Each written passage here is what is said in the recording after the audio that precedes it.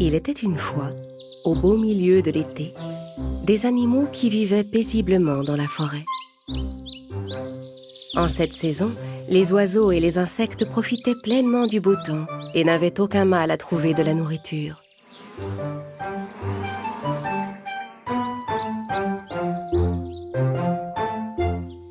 Pour la paresseuse cigale, c'était un jour comme les autres. L'insecte savourait les racines et les herbes qu'il avait trouvées et chantait des chansons en jouant du violon étendu sous un arbre. Oh, quelle belle journée, la la la la la, je chante des chansons avec mon violon. Je ne connais pas les paroles de la chanson, mais à quoi bon? Quand il eut fini sa chanson criarde, il entendit un bruit et écouta attentivement. Pour essayer de repérer d'où venait le bruit, il grimpa plus haut sur une branche de l'arbre. C'est alors qu'il aperçut un peu plus loin une longue file de fourmis. Les insectes marchaient en rang comme des soldats. Chaque fourmi transportait à grand-peine des graines et des fruits séchés qui étaient tombés des arbres. La cigale sauta à terre et regarda les fourmis s'éloigner avec un air d'incompréhension. Je ne comprendrai jamais ces fourmis. Elles travaillent tout le temps. À cet instant, il aperçut une fourmi qui venait vers lui. Le petit insecte transportait sur son dos une graine bien plus grosse que lui.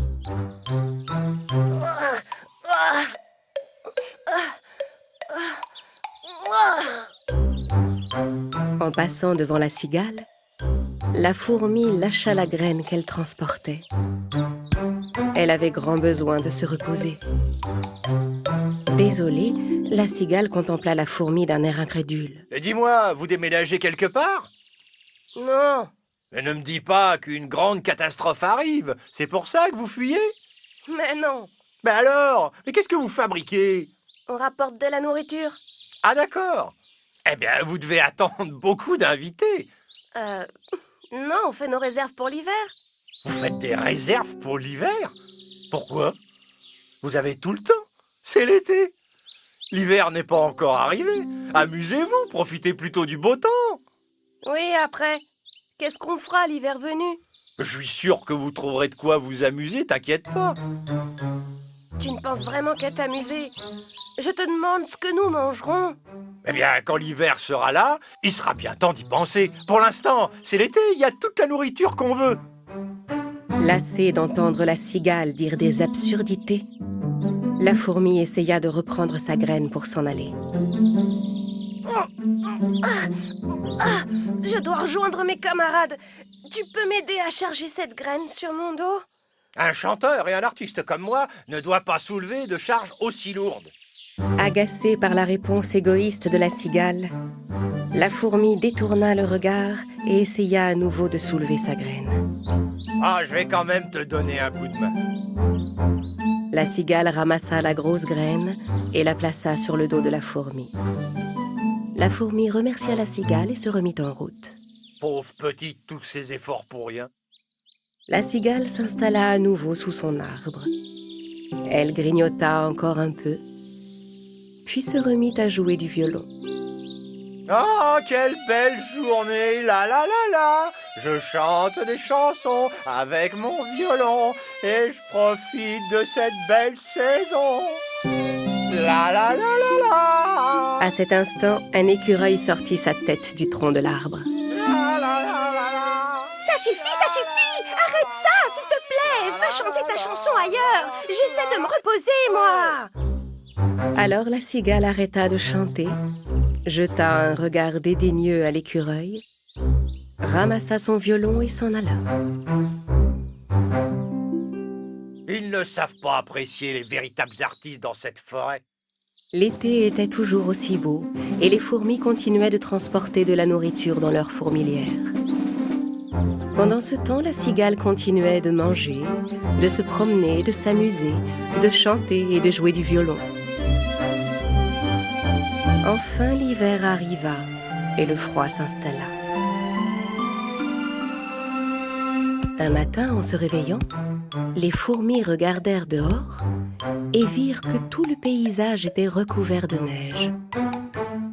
Les petites fourmis eurent une pensée pour tous les animaux qui vivaient dans le froid, tremblants et affamés. De son côté, les herbes étant ensevelies par la neige, la cigale n'avait rien trouvé à manger depuis des jours. Tremblante, à bout de force, elle était incapable de chanter ou de jouer du violon.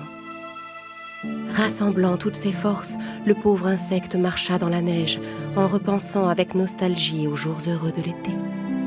Ah, c'était le bon temps. On trouvait de la nourriture. J'avais le ventre toujours plein, j'étais heureux. Soudain, il repensa aux fourmis qu'il avait vues transporter de la nourriture tout au long de l'été. Et il regretta de ne pas les avoir prises au sérieux.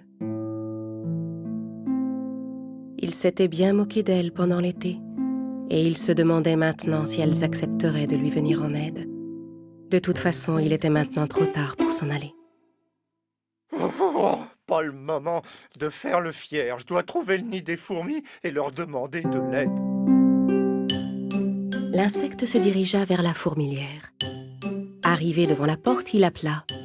« Y a quelqu'un? Aidez-moi, je vous prie. » Qui est là? Il entendit du bruit à l'intérieur de la fourmilière. Gelée et à bout de force, la cigale répondit. « Ma chère amie, c'est moi, la cigale. S'il te plaît, laisse-moi entrer. » En entendant la cigale appeler, la reine de la fourmilière s'approcha de la petite fourmi. « Que se passe-t-il? Qui demande de l'aide? » Une cigale paresseuse qui a passé tout son été à chanter, ma reine.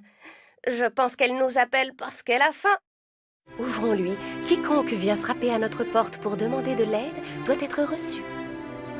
La reine et ses fourmis se dirigèrent vers l'entrée de la fourmilière et sortirent pour voir. La cigale gisait sur le sol enneigé, épuisée. Les fourmis ramassèrent le pauvre insecte et le transportèrent dans leur nid.